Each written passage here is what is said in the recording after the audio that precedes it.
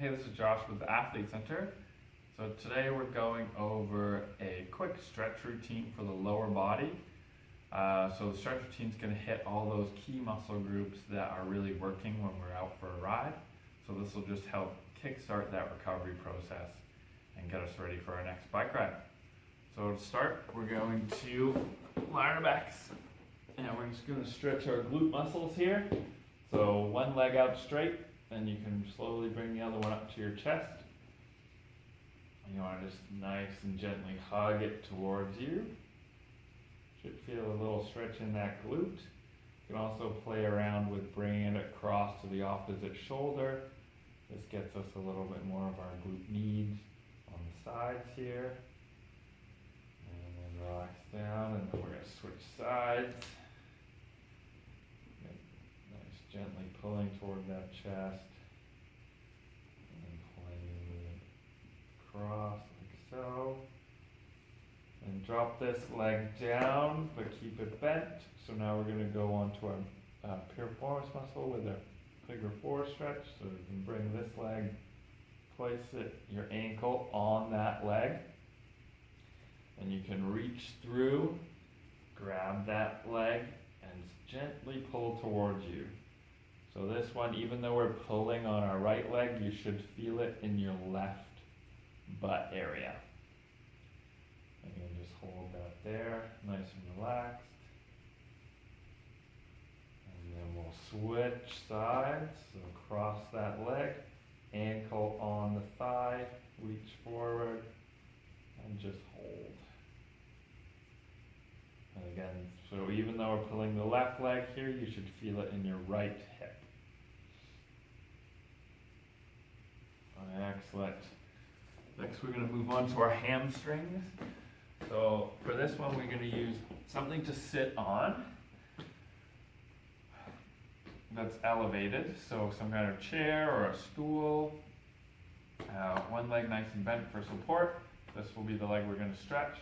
So plant your heel with toes up.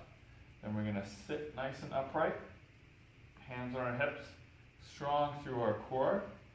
And then just a slight lean forward. So this will tilt our pelvis, which will pull and stretch our hamstrings nicely. And then we'll switch sides, toes up, slight lean forward.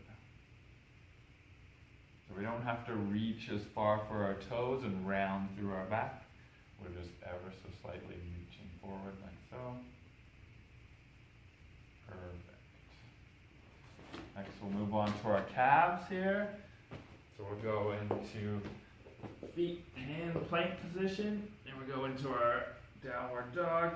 You can place one ankle on the other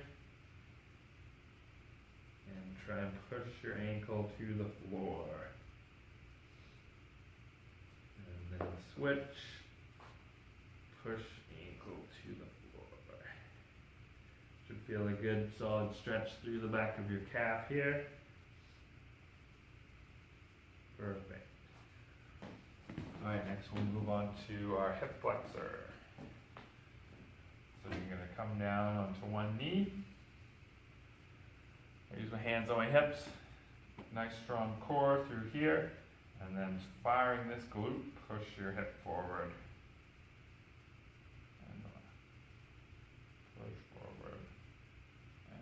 So you should feel a nice stretch right through this area. And we'll switch sides. Strong through the core. Fire the glute, hips forward. Don't want to round through the back here. Okay. And then last is stretch for our rectus femoris. So elevated foot down on one knee, and then same thing. Squeeze your glute, push forward. Now the stretch should shift more to the meat part of our thigh here. Missed it. knee bent, fire the glute, push forward.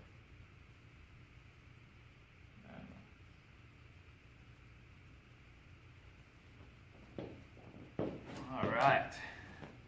Now we're on to the upper body part of our post-ride cool down and stretch session.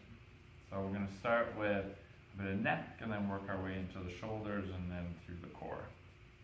So for starters, we're going to work on our suboccipital muscles. So they're small muscles that attach to the base of our neck here. So when we're looking down the trail or down the road for some time, they can get a little tight. So we're going to sit up nice and tall.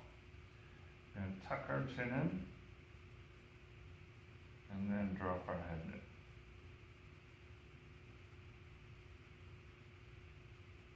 The important one here is that chin tuck at the start. So that's going to really open that space between our skull and our vertebrae and then apply that stretch. So again, chin tuck and drop.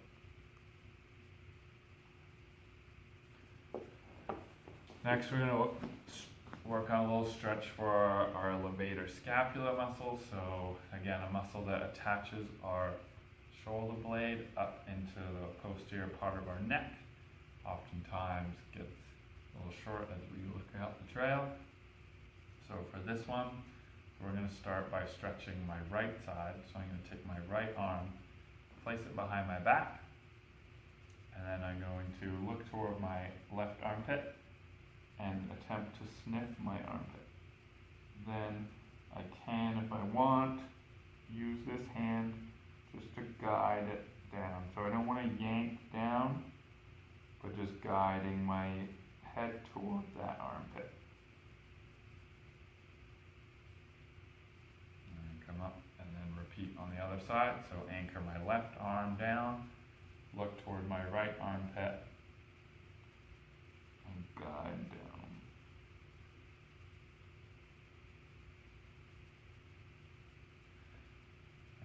Now we'll move on to our scalenes group. So they're the muscles on the side of our neck. So again, we're going to use this arm. So I'm going to stretch my right side. I'm going to anchor my right arm behind my back. And then guide my neck over to the side with my other hand. Should feel a nice stretch pull down through here. And then we'll switch.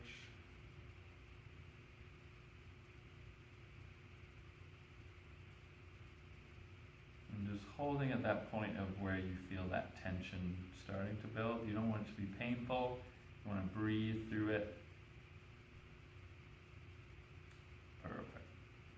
Next, we're going to move on to our pec stretch. So for this, we need a doorway or some object that we can place our arm against. So I'm going to use our squat rack here. So I'm going to place my forearm on the surface.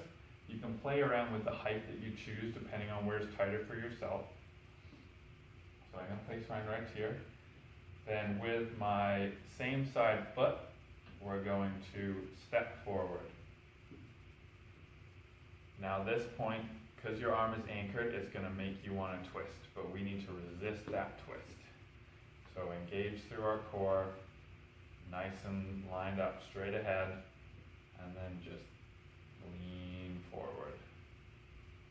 And now you should feel a stretch begin to pull through that pec area. So again, on the other side, plates in the way, forearms resting, stepping through, no twisting, and then the stretch is felt all the way through here. Okay. So now we're going to work on our T-spine side bending as well as a little bit of posterior and lat stretch. So we're going to go down into a yoga pose, so your child's pose. So arms all the way out. And now with our hands, we're going to walk them along the floor. And we should feel a pull down the back side of this arm all the way to our lower back. And just breathe into this here, nice and relaxed. Did a hard ride. It's time to recover for the next one. And work our way over to the other side. And again, you feel it all the way along through here. Big breath all the way down, breathing into our pelvis. And finally, we're going to come up. We're going to do some segmental cat-cow position. So we're going to start in neutral. Shoulders over wrists, hips over knees. And we're going to imagine moving one vertebrae at a time all the way up. So we're going to start at our sacrum and then drop one at a time all the way down. So this will take time to get used to and feel as you work on your proprioceptive skills, but it definitely helps. So one at a time through the lumbar spine. Now I'm getting into the T-spine, starting to drop through the T-spine, now into the C-spine, and then reverse. So the C-spine starts to drop. The thoracic spine starts to lift. And then your lumbar spine comes back. And then we'll do the opposite. So again, starting at the sacrum, you're going to lift, tuck your sacrum underneath,